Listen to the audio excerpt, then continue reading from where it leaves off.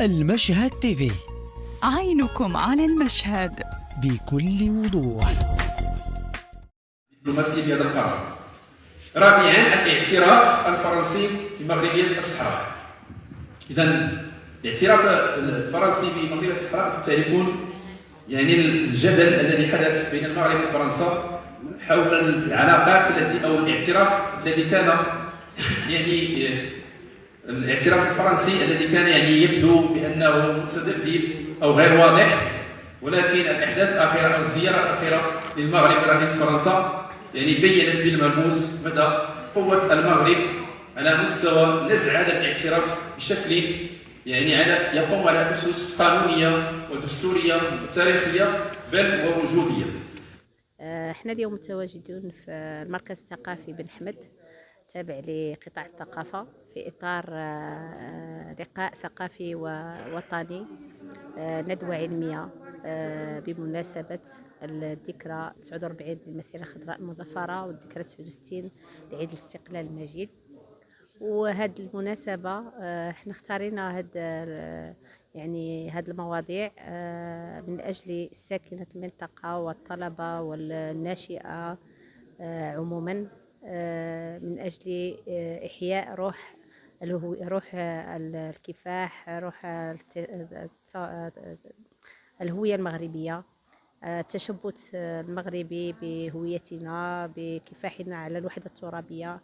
يعني كنحاولوا من خلال هذه اللقاءات العلمية باش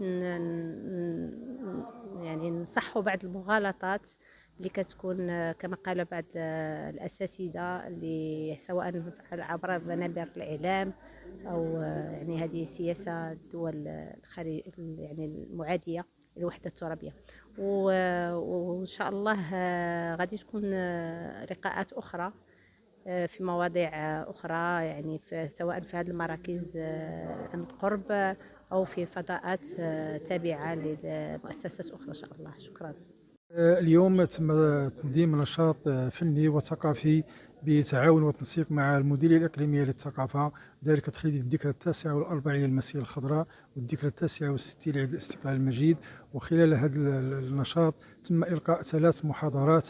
الأولى ركزت على دور التأليف والأعمال الأدبية في التعريف بالقضية الوطنية والحفاظ على الهوية المغربية، والثانية تطرقت إلى المكتسبات التي حققتها قضيتنا الوطنية بفضل توجيهات النيرة لجلالة الملك محمد الثالث نصره الله.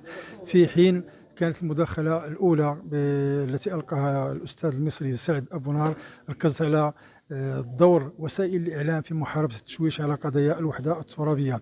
وقد حاول المتدخلون نشر قيم الوطنية والمواطنة، وذلك بالتذكير بمجموعة من المحطات التاريخية التي ميزت المسيرة الخضراء المظفرة، وكذلك الآفاق التي فتحتها هذه المسيرة من التي ألفت بين قلوب المغاربة وجعلتهم على قلب رجل واحد، وساروا كما أمرهم جلالة الملك بالحسن الثاني رحمة الله عليه بنظام وانتظام من أجل استرجاع صحرائهم المغتصبة. احنا اليوم بمدينة بن حمد العزيزة من أجل المشاركة في ندوة وطنية علمية تاريخية اللي كتنظمها المديرية الإقليمية ديال الثقافة ستات بتنسيق مع المديرية الإقليمية ديال قدماء المقاومين وأعضاء جيش التحرير.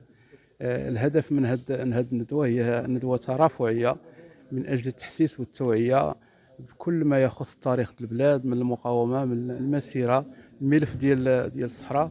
أنا حاولت على أنه المداخلة ديالي بطبيعة الحال تاخذ شقين، الشق ديال التحسيس والتنويه والتحذير بأن الشعب خصو يشارك، خص الدبلوماسية الموازية تفعل، لا إعلاميا ولا فنيا ولا ثقافيا ولا على مستوى المؤسسات التعليمية ولا على مستوى المؤسسات الجامعية، باش تعزز الدبلوماسية الرسمية اللي تبارك الله عندها الآن عدة نجاحات. وفي الشق الثاني حاولت نعطيهم بعض المعلومات على في تاريخ المقاومة وكذا عن معلومات دقيقة على المسيرة الخضراء. أرفقنا بصور اللي بطبيعة الحال معبرة، اللي هي صور نادرة بطبيعة الحال كاينة في الكتاب ديالي ديال الوحدة الترابية قضية المغاربة الأولى. سعيد جدا بوجودي اليوم في مدينة بن أحمد المركب الثقافي باستضافة المديرية الإقليمية للثقافة والمندوبية المقاومين القدماء. سعيد جدا بمشاركة الشعب المغربي العظيم في هذه الذكرى التاريخية للمسيرة الخضراء وعيد الاستقلال. اليوم كان من شرف لي أن أنا ألقي محاضرة عن الرؤية والاجتماعية والنفسية والقيم التي نستفيد بها من المسيرة الخضراء لاستكمال هذه المسيرة في التنمية والمستقبل، وكيف يستفيد بها جيل الشباب والقيم المستخلصة منها. وأيضا كانت فرصة أن احنا نعبر عن رؤية المغرب في عيون المصريين وعشق المصريين للمغرب والثقافة المغربية. كان أيضا ألقيت الضوء على أهمية الإعلام وأهمية الثقافة لنشر الثقافة والقوة الناعمة للمغرب، فالمغرب جدير بذلك ولديه الكثير والكثير والكثير من القيم الثقافية والحضارية لكي ينشرها بقوة وبثقافة بين الشعوب العربية كما هو معروف عنه. فبالتالي كانت فرصة لإلقاء هذه المحاضرة ليستفيد منها الجيل القادم وجيل الشباب لنكمل المسيرة في سلام وفي استقرار تحت ظل القيادة الحكيمة لجلالة الملك.